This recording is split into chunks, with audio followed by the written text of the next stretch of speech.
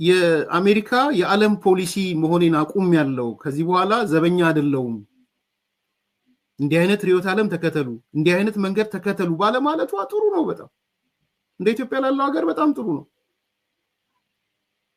ያላትን የምትሰጥ ሀገር ጥሩ ነው ኤርትራ ያላችሁ ደጋጋሚ አስታችኋል ኤርትራ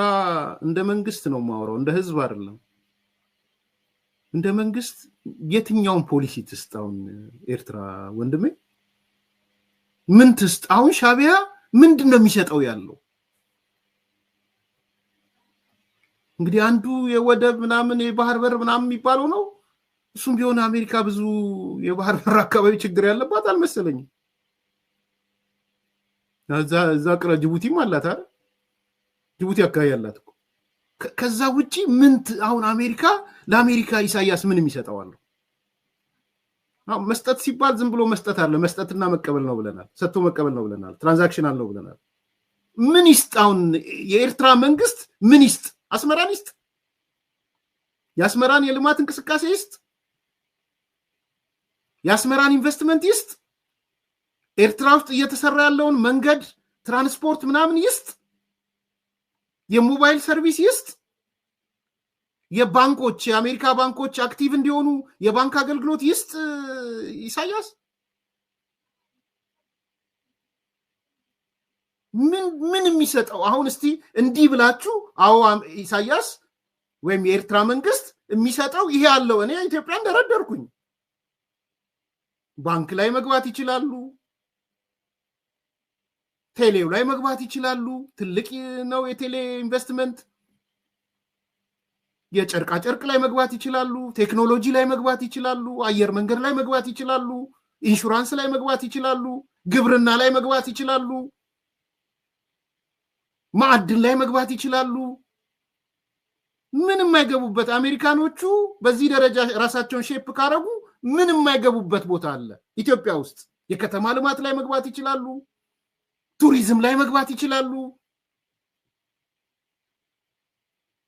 ለአሜሪካ ምንሰጣት በርካታ ነገሮች አሉን እኛም እንቀበለው በርካታ ነገሮች አሉ ኢሳያስ ምን ሰጥቶ ምን ይቀበላል ተው እንጂ አንዳንዴማ ፌር ነው ምን ሽብርተኝነት ይሰጣል የስ አልሻባብን እንደሚደግፍ ይታወቃል የአልሻባብ ሰዎች ሮጠው መናኸሪያ የሆኑት ኤርትራ ነው እነ ዳይራዌስ ምናምን እኮ አሜሪካ 10 ሚሊዮን ዶላር ምናምን ከፍላለሁ ብላ እኮ ዳይራዌስን የመሰሉ ሰዎች እኮ የነበሩት ኤርትራ ነው የሁቲ አማጽያን ከፊሉ የሰለጠኑት ከኤርትራ ነው ከኢራን ጋር ነው ኢራን ናት ኤርትራ ጋር ያለችው ዲስቴብላይዝ እያደረገ ያለው ሱዳን ጋር ሄዶ ኢሳያስ ነው አሜሪካ ሰላም ባለች በንጋታው ሮጦ ሄዶ ሱዳን ውስጥ ምን ክፍፍል ፈጥሮ እንደመጣ የምታውቁት ነው ከግብጽ ጋር ተቆራኝቶ ምስራቅ አፍሪካ የሚያተራምሰው ኢሳያስ ነው ኢትዮጵያን እያተራመሰ ያለው ኢሳያስ ነው ለኦነግ ሸኔ ፋኖ ምናምን እያለ በኢትዮጵያ ውስጥ ጉዳይ እየገባ ጥምዶ እያለ እያተራመሰ ያለው ኢሳያስ ነው ጊዜ አላገኘውም እንጂ ቀጣዩ ፕሮግራም እሱ ነበር ነገ እናቀርበዋለን ምንድነው ያቀርበው ያሉት እነጌታቸው ጽምዶ በሚል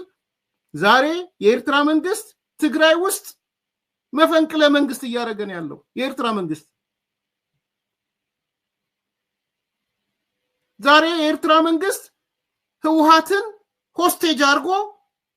ሆስቴጅ አድርጎ እነከሌ ይባረሩ እነከሌ በስራ ይቀጥሉ እያለ ነው ዛሬ ያለው ሆስቴጅ አርጎ ህወሓትን እኔ አይደለሁም ዳዊት ከበደ ዛሬ የሰራውን ፕሮግራም ይዱና ይዩት ጥርስ የነከሰባቸው የሻቢያ ጥርስ የነከሰ እንዴት ነው ትግራይ ውስጥ መጥቶ ጥርስ የሚነክሰው በህወሓት የአመራሮች ጋር ምን ስለሆነ ነው ጥርስ የሚነክሰው ሻቢያ ነው ዲስቴብላይዝ እያደረገ ያለው ኢትዮጵያ ውስጥ ህወሓት ውስጥ ጣልቃ ገብቶ መፈንቅለ መንግስት ዛሬ ነገታቸው መግለጫ መፈንቅለ መንግስት ጽምዶ ከጦርነትም አልፎ መፈንቅለ መንግስት እየፈጸመ ነው ብሎ ነው እያለ ያለው ዲስቴብላይዝ እያደረገ ያለው ሻቢያ እኔ አይደለም ከሰዓታት በፊት የሰራውን ተመልከቱት ዳዊት ከበደ ከሌ የሚፈለጉ ተብሎ በግድ አባር እነ ደብረጽዮንን አባሩ እነ ፈትለወርቅን አባሩ ዓለም ገብረዋድን አባሩት የቱሪዝምና ባልና ቱሪዝምዝን አባሩት ይሄን ኢኮኖሚ እየሰማን ያለ ነው ከራሱ ሀገር አልፎ ትግራይ ውስጥ